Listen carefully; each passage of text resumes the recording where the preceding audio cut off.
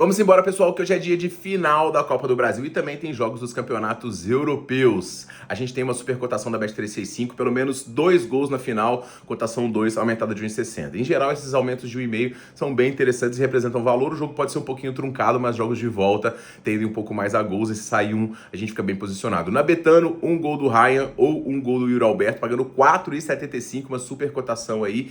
E também tem aqui outras super cotações nas mais variadas casas que vão estar no nosso grupo gratuito. Então hoje é um dia muito movimentado, muitas promoções, e aqui no canal do Quero Apostar você vai ter acesso a tudo. Então me siga no @chiquinhoqa, link no primeiro comentário fixado do nosso grupo no Telegram, e vamos embora para as dicas de hoje.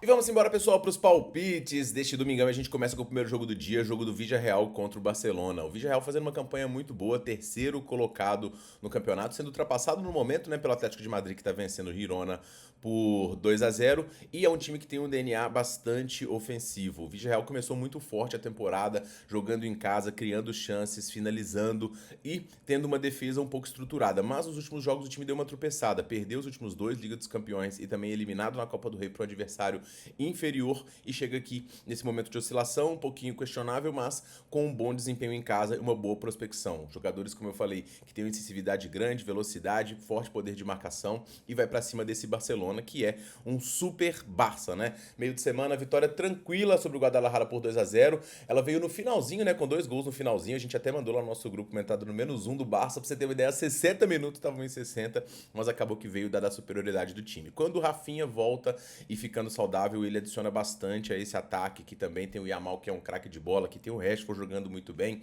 carente ainda do Lewandowski por questões físicas, e já já ele deve voltar. Controla o meio-campo na maioria das vezes também, tem uma boa defesa, embora algumas vezes acabe cedendo chances, muito por conta do estilo de jogo também, muito vertical, e que constrói bastante. É um jogo que tende a ser de trocação, mas eu achei a cotação do Barcelona, pro nível de diferença técnica que tem dos times, da qualidade do Barcelona, interessante. Então eu já vou desde cara na vitória do Barcelona, até porque a gente pode ter aqui até mesmo um pagamento antecipado. O Barcelona tem um histórico positivo diante do Villarreal também, é mais time, mesmo fora de casa, tem boas condições, e é a minha pedida, tá? Beleza, no segundo jogo, pessoal, a gente tem o Aston Villa recebendo o Manchester United, e o Aston Villa, fosse aquele cabeludo do Aston Villa, olha aqui, ó, já tava aqui cortinho na régua, né, como se diz aqui, ia podendo conquistar a sua 10ª vitória seguida. Só o Manchester City tem mais pontos em casa na Premier League do que o Aston Villa, que no momento briga não só pela classificação para a competição europeia, como também pelo título,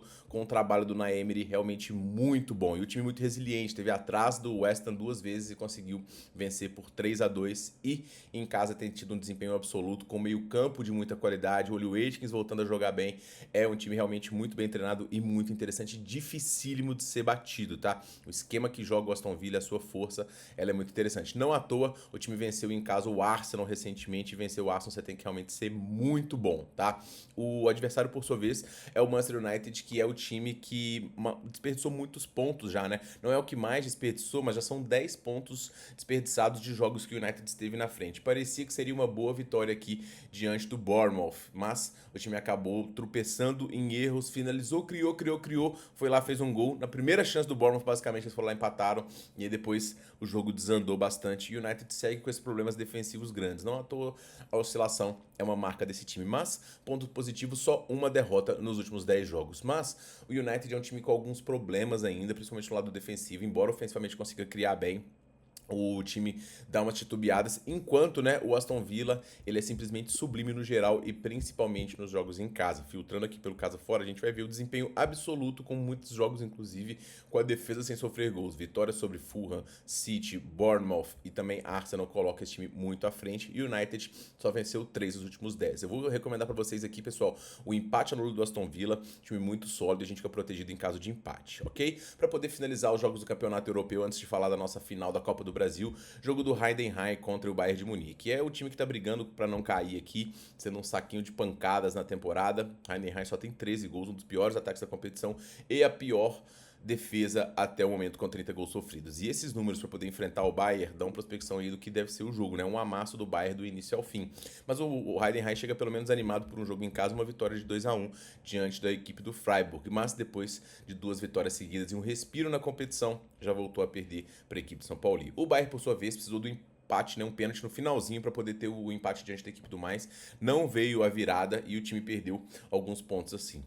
Apesar disso, né, segue bem tranquilo na liderança da competição, 6 pontos acima do Borussia e se caminhando para vencer mais uma taça. O time muito bem colocado em termos de campo, de criação de chances também. Muitas vezes acaba cedendo um gol até por se desligar e por ir com muito sede também ao ataque, né? Tem muitos jogadores de gabarito e um time que cria muitas chances, finaliza e que vai para cima. Harry Kane numa temporada de melhor do mundo, marcando muitos gols.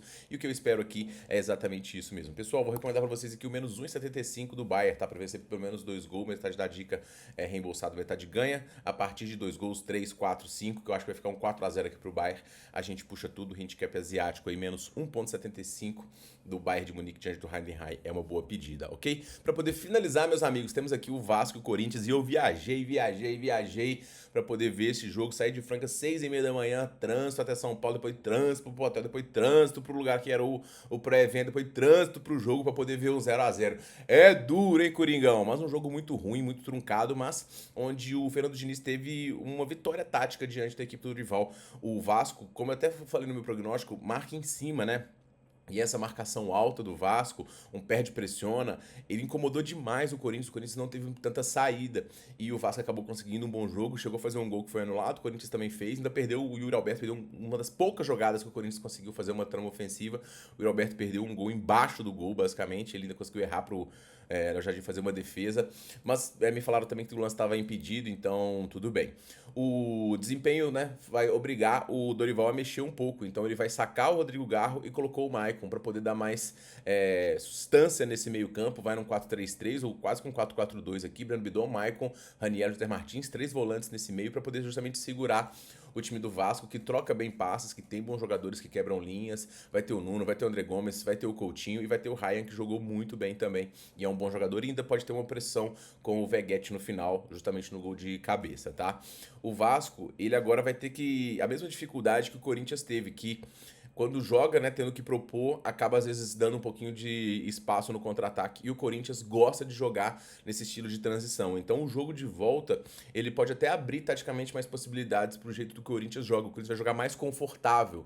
Não acho que vai ser chega a ser favorito no jogo, mas eu acho que ele vai jogar um pouco mais confortável pelo estilo do que se desenha a partida taticamente, tá? E o Vasco, obviamente, tem condições em casa. Mas as cotações pro Vasco, eu achei elas um pouquinho exageradas, mas as cotações já estão um pouco mais parelhas. Acho que a linha de empate anula era mais justa, tanto pra ida quanto pra volta. Acho que eu vacilei de não ter pego dupla chance do Vasco na ida, mas na volta eu não vou titubear e vou pegar o dupla chance da equipe do Corinthians diante do Vasco. Acho que um confronto que tem 0-0 para disputa de pênaltis, tem eventualmente 1-1 também, tem vitória do Corinthians, enfim, um confronto muito parelho, tá? E, obviamente, o Vasco tem boas chances diante da equipe do Corinthians, mas o prognóstico tático do jogo me leva a enxergar um confronto de muito equilíbrio. Então eu vou no Corinthians dupla chance. Outra dica que eu quero recomendar para vocês, pessoal, é no mercado de escanteios. Eu acho que hoje os escanteios vão sair. Embora eu acho que vai ser um jogo também de poucas margens, vai ser um jogo um pouco mais solto pelo estilo do Vasco jogar dentro de casa e pelo estilo do Corinthians, que vai ter mais um pouco de espaço para poder conseguir fazer as suas jogadas de transição. Então eu vou no mais de 9,5 escanteios, tá? O árbitro dessa final é o Wilton Pereira. Ele tem uma média alta de cartões, a média tá em 6,5. No último jogo que ele apitou, foi inclusive o jogo de Copa do Brasil de Fluminense e Vasco, ele deu 7 cartões, tá? Então fica ligado aí nas linhas de cartões também, porque o árbitro costuma soltar e obviamente esse jogo vai ser um jogo nervoso, beleza, pessoal? Vou deixar até aqui uma dica também, daquela pra gente poder tentar aquele estouro, né? Que é ambos os times tendo um jogador expulso, aquela confusão na final. Mas fique em risco aí, porque pode ser um jogo muito bem que pode se arrastar para os pênaltis e aí ninguém vai querer ser expulso, beleza? Fique ligado, porque tem muitas percotações, como vocês viram aí no início do vídeo, e muitas outras até o início da partida também. Eu sou o Tiquinho, espero que você tenha curtido esse vídeo e a gente se vê muito em breve. Um forte abraço e boas bets neste domingão.